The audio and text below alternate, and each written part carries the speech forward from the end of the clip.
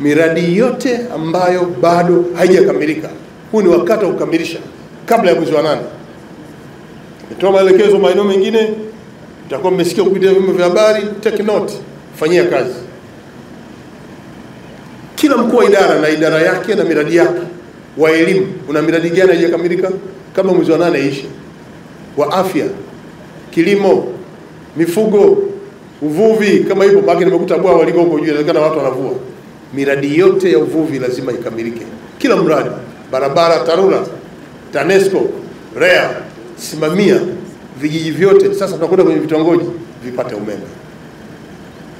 Kwa hiyo kikao chote cha baraza mawaziri, baraza lenu la madiwani mtakachokaa na wakuu wa idara, pitieni miradi yenu, hakikisheni inakamilika ili tukabidhi kwa wananchi waanze kuitumia miradi yote hiyo ambayo haijakamilika, ikiwemo na hili jengo Suma JKT. Maliza haraka jengo la halmashauri, mpaka mwezi wa 8 hiyo limekamilika.